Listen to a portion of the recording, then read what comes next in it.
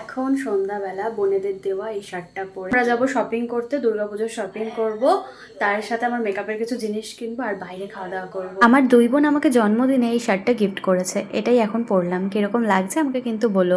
আর এখন আমরা চললাম শপিং করতে বাজার কলকাতায়। বাজার কলকাতায় ঢুকেই আমাদের কেনাকাটা হয়ে গেছে। বাজার কলকাতা থেকে মা আর প্রচুর জন্য কেনাকাটা হলো। এবার যাবো ভি মার্টে বাবা আর সিমের জন্য কেনাকাটা করতে। কেনাকাটা তো হয়ে গেছে, জানোই তো পুজোর সময় এখন নানান অফার চলে, সেই রকমই এই সাউন্ড বারটা পেয়েছি 149 টাকা পে করে।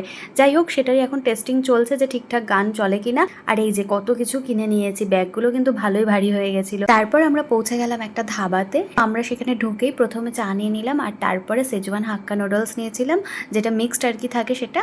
আর তারপরে নিয়েছিলাম চিকেন মাঞ্চুরিয়ান। এই দুটো অর্ডার দিয়ে আমরা বসেছিলাম। এই ধাবাটা আমি অনেকবার দেখেছি, কিন্তু এটার ভেতরে যেহেতু কখনো আসা হয়নি, বুঝতে পারিনি ভেতরটা এতটা সুন্দর সাজানো। অনেকে বাইরে বসেছে, মানে বেশিরভাগ লোকই বাইরেই বসেছে টেবিলে। আমরা ভেতরে এলাম, আর ভেতরটা সত্যি খুব সাজানো গোছানো, মানে ফটোগুলো ভীষণ শান্তি লাগছে। তো তোমাদেরকে একটু চারপাশটা ঘুরে দেখায়, দেখো কতটা সুন্দর ভেতরটা। আমার তো ভীষণ ভালো লাগছিল।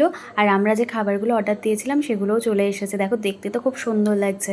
এবার খেয়ে দেখতে হবে না কীরকম টেস্ট। কিন্তু নুডলসটা ভীষণ ঝাল ছিল, যেটা খেয়ে এত ঝাল লাগছিল যে কোল্ড ড্রিঙ্কস অর্ডার দিয়ে দিলাম। খেতে ভালোই ছিল, নুডলসটাও ভালো লেগেছে, চিকেন মাঞ্চুরিয়ানটাও ভালো লেগেছে। যাই হোক, আমাদের ঝাল লাগছিল, তাই কোল্ড ড্রিঙ্কস আর ঠান্ডা জল খাওয়ার পরে তারপরে শান্তি পেলাম।